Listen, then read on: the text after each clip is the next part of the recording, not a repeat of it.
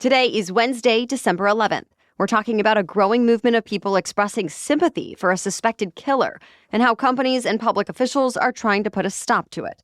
Also, firefighters are going door to door to evacuate parts of Southern California, including some celebrity homes in the path of a wildfire. Plus, why more America's workers seem to be failing a basic skills test, how Amazon is now competing with car dealerships, and the top Google searches of 2024. Those stories and even more news coming up.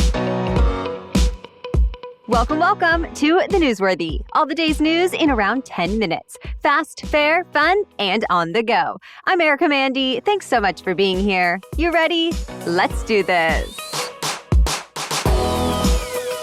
There's new fear more corporate executives could be targeted as a movement grows to support the murder of United Health's CEO. As we told you earlier this week, some people online are hailing the gunman as a hero as they share their own frustrations about the healthcare system. And now hit lists have gone viral with the names and salaries of several other big names in health insurance. Around New York City, wanted signs have been posted featuring corporate executives and bullet-shaped graphics. So the New York Police Department put out a warning asking companies to increase precautions and security. Meanwhile, more details are coming to light about the killing of United Health's CEO. CNN cites police sources who say the suspect had to-do lists of tasks that needed to be completed to carry out a murder. They say he also had notes justifying his plans, where he wrote in part, "These parasites had it coming." The New York Times says the notes mentioned United Healthcare by name, while also focusing on the industry as a whole, saying it prioritizes profits over care. All that said, the suspect's lawyer says he's planning to plead not guilty. His lawyer also mentioned how his office has received offers to cover his client's legal bills. Multiple pages were also created on GoFundMe to support the accused murderer. But the fundraising site says it's been shutting them down. Also, Amazon says it's pulling merchandise that shows support for the killer. Other merch is still available on e-commerce sites like Etsy, TikTok Shop, and eBay, even though all the companies have policies against selling items that glorify violence. In just one example of how the general discussion is going online, you can look at a Facebook post from United Health Group expressing sadness about the CEO's death. It received 62,000 reactions, 57,000 of them are laughing emoji. United Healthcare does have the highest claim denial rate among insurance companies, rejecting 32% of submitted claims. The industry average is 16%. Still, public officials say it's not right to glorify a murder. Even the White House has weighed in now, saying violence is not the way to handle corporate greed. Lawmakers have some new ideas for how to improve the U.S. Secret Service. The House task force investigating the assassination attempts against President-elect Trump released its final report this week. Just like the Senate report that already came out, this one pointed out security failures before the July shooting in Pennsylvania and the separate attempt a couple of months later in Florida. And this report has its own recommendations. For example, it says the Secret Service should protect fewer people so more resources can go to U.S. leaders, candidates, and their families. It specifically mentioned foreign leaders who get special protection during the UN General Assembly. The report says those assignments should be outsourced. It also says the Secret Service should drop some of its investigative work.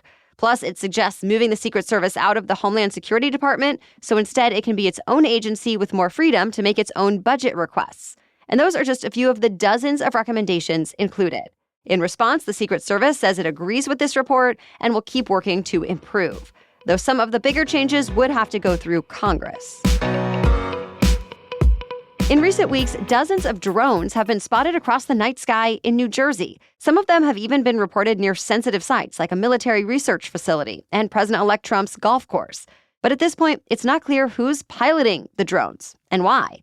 Some members of Congress say that's unacceptable, especially considering how much government money goes toward counter-drone efforts.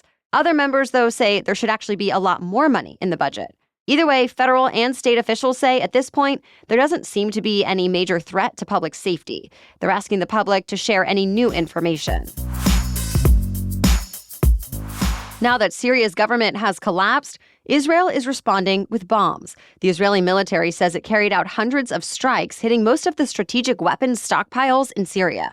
Israel also sent troops both into and beyond a demilitarized buffer zone for the first time in 50 years. And Israeli forces destroyed Syria's navy. As Prime Minister Netanyahu put it, quote, "We are changing the face of the Middle East." Egypt, Jordan, Turkey, and Saudi Arabia don't like that, though. They've criticized Israel's actions, accusing Netanyahu of exploiting the situation for a land grab. That said, the Israeli military says it is not interfering with what's going on inside Syria, just making sure dangerous weapons don't fall into the hands of extremists who might want to hurt the Israeli people. Either way, the United Nations is calling for de-escalation. An out-of-control wildfire is burning through some of the most sought-after real estate in Southern California. It has scorched through part of Malibu, near Pepperdine University, horse farms, and celebrities' seaside mansions. Some homes are already burned. Thousands of people are under evacuation orders, including Dick Van Dyke and Cher. And thousands more are being told to get ready to evacuate at a moment's notice. The fire is being driven by notorious Santa Ana winds that are expected to last into today. Meanwhile, on the other side of the country, a storm system is spanning the entire East Coast. The Northeast will get the brunt of it with strong winds and heavy rain. The National Weather Service is warning the winds could blow down trees and power lines, and the rain could lead to flooding. But there's a silver lining. This will be the first significant rain event for much of the Mid-Atlantic and Northeast in months. So this could bring some relief to areas under a drought. We have more news for you still coming up. But first, thanks to our sponsor, Hiya Health. I'm guessing your kids are going to be eating plenty of cookies and sweets this holiday season, so you don't want your kids' daily vitamin to also be full of sugar. That's why Hiya was created. While most children's vitamins are filled with 5 grams of sugar, Hiya is made with 0 sugar and 0 gummy junk. Yet, it tastes great. My 3-year-old absolutely loves taking his Hiya children's vitamin and their kids' probiotic every single morning. He honestly gets excited about it every time, and it's the cutest thing. And I love that they help support his immunity, his brain function, mood, bones, concentration, and more. Hiya is designed for kids 2 and up, and it's great that they send it straight to your door so you, the parent, have one less thing to worry about. We've worked out a special deal with Hiya for their best-selling children's vitamin. Receive 50% off your first order, half off. To claim this deal, you must go to hiyahealth.com/newsworthy. This deal is not available on the regular website, so go to hiyahealth.com/newsworthy and get your kids the full body nourishment they need to grow into healthy adults. Okay, now back to the news. A widely loved and important pollinator could be getting special protection from the government. We're talking about the monarch butterfly. The federal government announced new rules to change the monarch status to threatened because its numbers have gone down so much in recent years. If finalized, developers would likely have to work with Fish and Wildlife Services to protect habitats. Scientists say drastic action is necessary. Eastern monarch numbers have gone down by 80%. It's even worse for Western monarchs, which have seen a population decline of 95%. Scientists point to several factors like pesticides, habitat loss, and climate change. This is another rule that faces an uncertain future under the incoming Trump administration, especially since it hasn't been finalized yet. And back in 2020, the first Trump administration said it would not give monarch butterflies the threatened label, even though it said protections were warranted. Stay tuned. A court has blocked what would have been the largest supermarket merger in history. Kroger made a deal to buy one of its main competitors, Albertsons, in a $25 billion deal. But the Federal Trade Commission sued to stop the deal, saying Kroger could have an easier time raising prices after getting rid of the competition. Kroger argued the merger would help it keep up with megastores like Walmart, and it promised to sell off more than 500 locations to offer customers options. But in the end, the judge sided with the FTC, but also said the deal could be reworked to address competition concerns. It's not clear if that's going to happen, since Kroger and Albertsons have said in the past they would not try again if the courts rejected the merger. If the deal gets called off completely, Kroger has to pay Albertsons $600 million. By the way, the FTC might not be challenging quite as many mergers like this under the Trump administration. Just yesterday, President-elect Trump announced his pick to replace the current FTC leader, and he chose Andrew Ferguson. He's a member of the agency already, but has promised to ease up the policing of powerful American companies, except the biggest tech firms. Ferguson will not need to be confirmed, so he can take the job next month. General Motors has decided to give up on its Cruise robo-taxi program. It comes after nearly a decade and $10 billion in development. But GM says the market just keeps getting more competitive, and to keep up, it would take too much more time and money. The automaker says instead it's going to focus on autonomous systems for personal vehicles. Meanwhile, Waymo, Tesla, and Zoox are still expanding in the robo-taxi space. Another thing that's changing in the auto industry this week, Amazon just launched its own car dealership. Amazon Autos went live yesterday in its first 48 cities. It works pretty much the same as anything else on Amazon, except the Buy Now button is a Begin Purchase button, so customers can decide if they'd like to pay for their car all at once or choose financing options. Then you schedule a pickup date and time at a nearby dealership. For now, users can only buy Hyundais, though Amazon said it plans on adding more brands next year. What were you Googling this year? If you're like most people, you probably looked up the election, the latest iPhone release, blockbuster movies, the Olympic Games, TikTok trends, and style advice. Google released its list of the top searches of 2024, and it says President-elect Donald Trump was the most searched person of the year. When it comes to movies, the top search was Inside Out 2.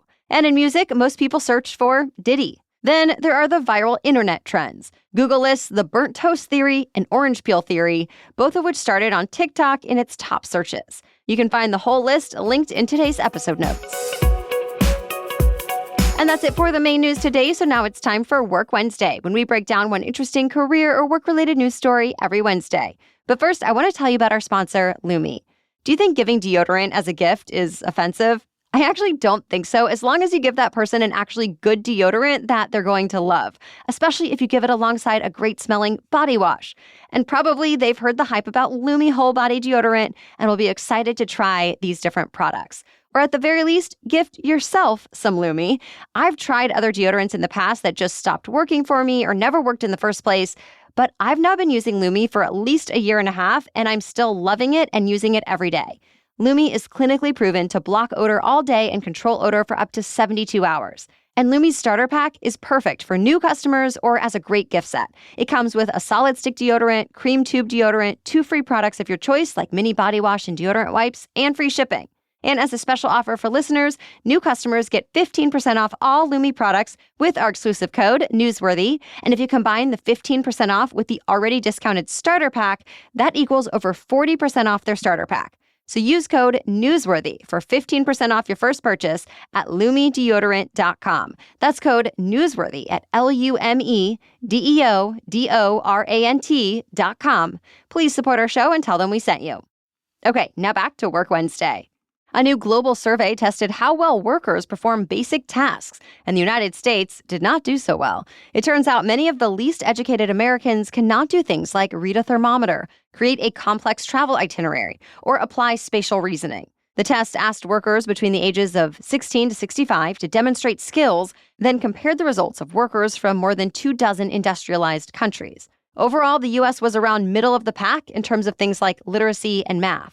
But there was a big gap between the highest and lowest skilled Americans, much bigger than it was the last time the survey was administered back in 2017. The U.S. Education Department has noticed the same trend, with students who have a hard time regaining ground lost during the worst years of the pandemic. Researchers who surveyed adults also blamed the pandemic. Some suggested an increase in screen time and decrease in reading could also be reasons for the lack of skills. As for which countries did best on the test, Finland took the top spot in 3 main categories, followed by Japan and Sweden. All right, thank you so much for listening today and for sharing the show. We'll be back tomorrow. Until then, have a great day.